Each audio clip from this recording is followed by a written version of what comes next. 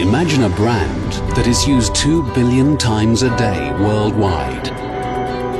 A brand that creates a better future every day. A brand that helps people feel good, look good, and get more out of life, with products and services that are good for them and good for others. We are that brand.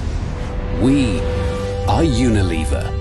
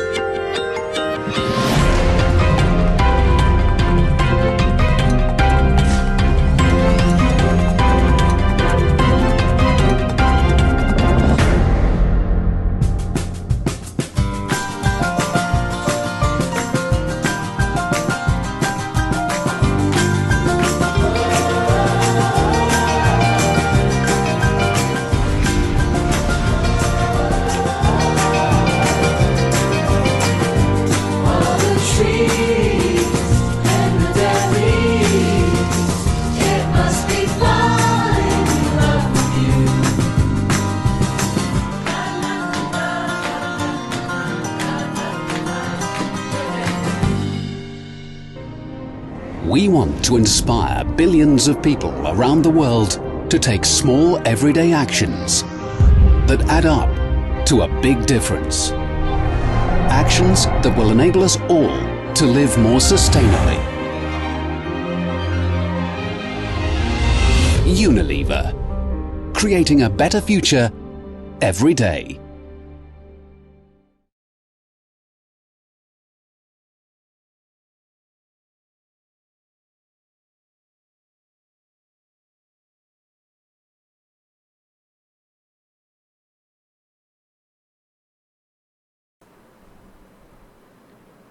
Hi, very good evening to everyone, especially Dr. Guri. My name is AYMAN and me and my group will be presenting about Unilever. So, the first things first is our introduction. In the middle, you can see is me, AYMAN bin Muhammad FADHIL Samuel. I am the Chief Executive Officer of the company. To the left of me is Muhammad AYMAN bin ZUHAILY, the Chief Finance Officer, and to last but not least, to the right is Muhammad ALIEF QAYYUM bin Muhammad SALIM, the Chief Human Resource Officer.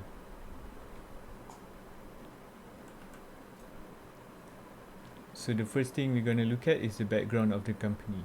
Unilever is a British-Dutch international consumer goods firm with headquarters in London and Rotterdam. Dove, Lipton, Rexona and Magnum are just a few of the most popular brands in Malaysia that are owned by Unilever. We are one of the most powerful corps in producing consumer goods that improve people's life while also simultaneously contributing to the global economic growth. The products that we produce are reliable to use, and we are one of the businesses that are accountable for our activities. Next is vision and mission. Our vision is to make sustainable living commonplace. We believe this is the best long-term way for our business to grow. Our mission is to add vitality to life. We meet everyday needs for nutrition, hygiene, and personal care to help people feel good, look good, and get more out of life. The Unilever logo is represented by a large U, with each image in the large U has having a deep significance, reflecting our facets of our business and our mission to make sustainable living the norm. Here is our organizational chart with all the board of director members. Next is the organizational culture of Unilever, which mainly centers on the performance and quality. The organizational culture of Unilever can be seen throughout its long history that developed from a small startup company to a global force today. Such achievement is due to the Unilever's organizational culture to develop high quality and performance in the employees' work ethics to increase production. Despite the fierce competition, Unilever is highly competitive due to its high quality of products. This emphasizes on product efficacy. Unilever has also achieved efficacy in its inner business operations, including human resources, using innovation and technology. Hello, my name is Muhammad ZUHAILY and I will be presenting about the company review. So I will be explain about the three matrices in this slides. So the first matrix is the IFE matrix. So the IFE matrix score for this company is 2.9, which shows that the company has a internal position. The IFE matrix for the company is above an average, which is 2.5. So it indicates that the company is good and quite strong to compete with its competitors. Next is the EFE matrix. The EFE matrix score for the Unilever company is 2.6, and it indicates that the company capacity to adapt with its external variable is not quite good because it is only different 0.1 with average score, which is 2.5. The company's plan are properly designed, but it's not so good to meet the opportunities and fight its threats in an external examination. So the last matrix is CPM matrix. The CPM matrix of Unilever refers that the company doing minor strength.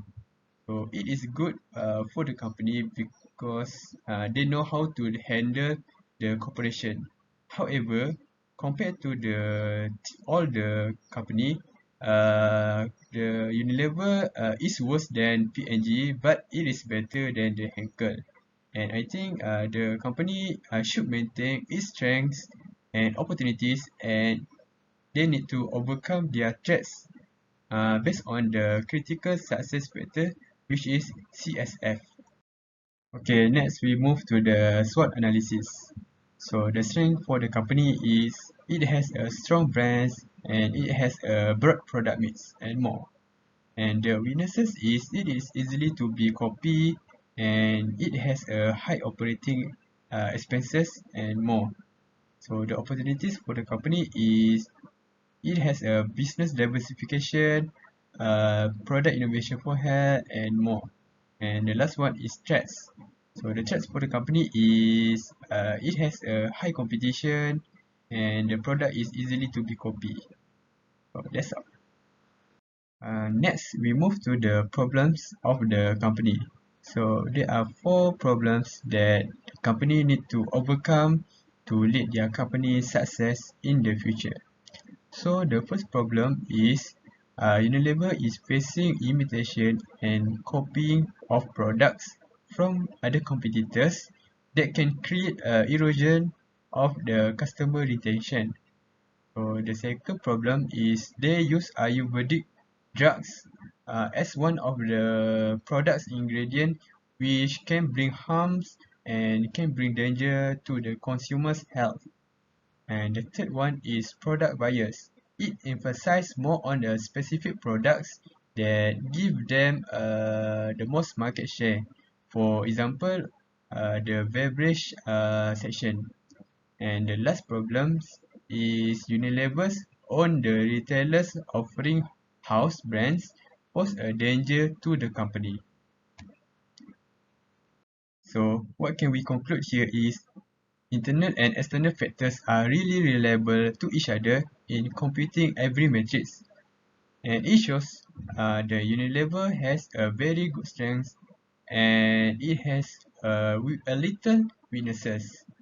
In addition, it also has a potential in future according to its opportunities that can be accomplished. However, the threats and the problem are something that cannot be overlooked as it can affect the company's performance in a global market. So they need to find a way to overcome this. From the CPM, which is competitive profile matrix, it shows that Unilever also one of the strong companies among its competitors. Besides, these company strategies are well designed to meet the opportunities and to fight against its threats. However, this company can be improved to generate more profit. So next we move to why metrics are important and needed. So the IE matrix is a vital and calculated administration tool that is used to examine important position and working of Unilever. The IE matrix depends on an examination of external and internal factors that are consolidated into one model. For BCG, BCG is intended to aid in long-term strategy by planning and assisting Unilever in considering growth prospect by examining its product portfolio to choose where to invest, discontinue, and create good. Okay, next we move to the IE matrix score. The IE matrix calculation shows that the total weighted IFS matrix score for Unilever is 2.9 and it indicates that the company has average internal strength and the total weighted score for the EFE matrix is 2.6 which suggests that the company has a slightly less than average ability to respond to its external factors and the firm should hold and maintain to its position according to the IE matrix. And last but not least, the firm should adapt initiative aimed to expanding its market share and developing new products. So next we move to the BCG matrix score. So based on the BCG matrix score, there are certain products that are included in their every quadrant. For example, Lipton and Dove are in a star quadrant, Hellmann's and Marmite are in a cash cow quadrant, Omo and T2 are in a question mark quadrant, and lastly, Ragu and Slimfast are in a dogs quadrant. So, in this matrix, we are focusing on more dog quadrant because dog quadrant have a little market share in comparison to their competitors and they compete in a slow growing market. So they are not willing to invest in general since they are produce low and negative earnings. But if they keep this product alive, their investment on resources, time, capital and more will be wasted. Hence, a solution should come out in response to minimizing the loss. Next is strategies. From the strategies suggested from the matrices, we only chose 3 which are market penetration, product development and divestiture. So from market penetration, this strategy focusing more on marketing efforts toward their existing products in response to the imitation of product from their competitors. Market penetration also presented to solve the problem when Unilever's own retailers offer house brand which can pose a threat to Unilever. Hence, with a strong marketing and branding, Unilever are able to secure their market over its competitors, and at the same time, the potential of gaining new customers also will increase. For product development, for example, it can be done by discharging the use of Ayurvedic ingredients from some of their products. The Ayush skincare from Unilever were getting attention from the consumers due to the Ayurvedic usage. It claims that Ayurvedic is categorized as one of the harmful toxins which can affect health. Therefore, Unilever should find alternative ingredients as a substitution to the Ayurvedic in order to gain back trust from its consumers. As for divestiture, from the problem, Unilever found to only focuses on its product with more market shares. This is apparently a product bias is practiced by Unilever. In response to that, Unilever is suggested to divest some of their non-core businesses, which we call as DOCS product.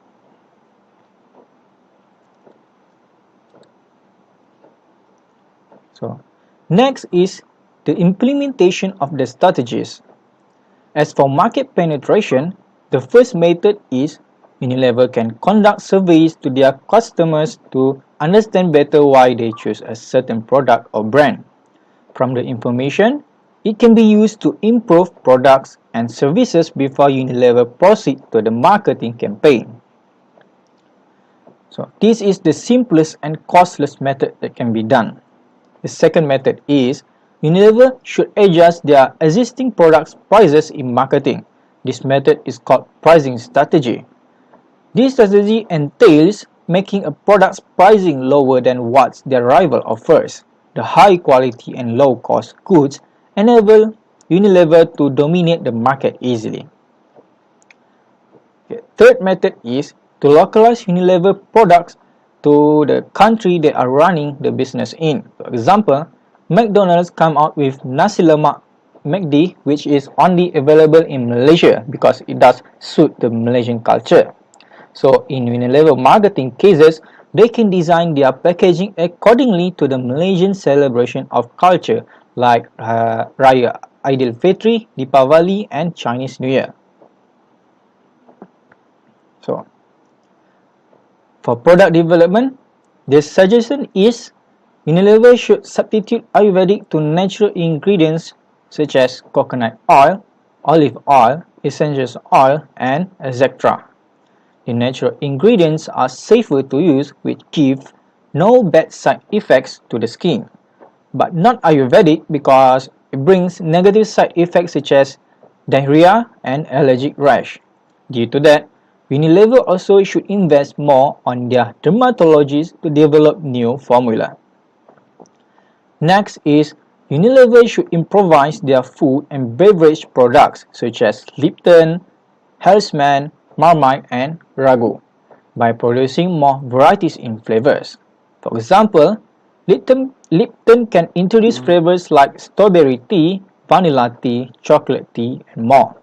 On the other hand, packaging also make an important role in their product development. They should design the packaging that fit and convenient to the consumer usage. They also can invest more to their designer in creating a better looks. Last but not least, Unilever can include a mini pocket sanitizer into their healthcare product line in response to the pandemic today. So the mini pocket sanitizer is easy to fit in the pocket and allow consumers to bring and use it anywhere and anytime necessarily. For a better results, Unilever can include them into the product line to create a mini pocket sanitizer with an adorable scent. Okay, the last one is divestiture. In response to the DOCS quadrant of Unilever's products such as Ragu and Slim Fast, it is suggested to implement divestment to maintain their strategic focus. So, in the very first thing, Unilever should keep an eye on their investment by assessing each business unit's relevancy to the company in the long business plan.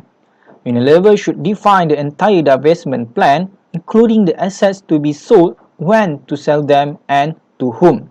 It is more like assessing the most essential capabilities connected with the assets they are selling. After, after determining which to sell, Unilever then need to identify its potential buyer. This process is critical because generating value from a divestiture necessitates getting a price that at least equals the opportunity cost of not selling the business unit. So, from the money, Unilever can either expand their existing business divisions, focusing on market penetration and product development, or they can launch a new product line. The money might also be used to pay off debt. Okay. Next is success stories. We have come up with a new revised matrices of IFE and EFE. The IFE increases from 2.90 to 3.1. Meanwhile, the EFE also increases from 2.6 to 3.0. So it clearly shows that the implementation of the strategies have helped in improvising Unilever performance. They help Unilever to overcome its weaknesses and to respond to their threats approach. Due to that, Unilever now gain more new customers and able to retain them. The consumer's demand also increases, which contribute to make more profit to Unilever. So in conclusion, we believe that strategic management only gives benefits to a company in achieving mission and vision, as well as reaching their expectations and targets.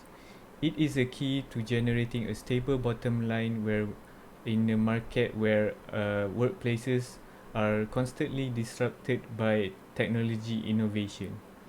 It also helps create synergy, which increases coordination, which leads to more efficiency in production. It also helps us identify priorities that we need to be emphasizing on. Last but not least, with strategic management, people may be inspired and motivated by emphasizing the value of their goals. So that is all from us. Thank you very much for watching.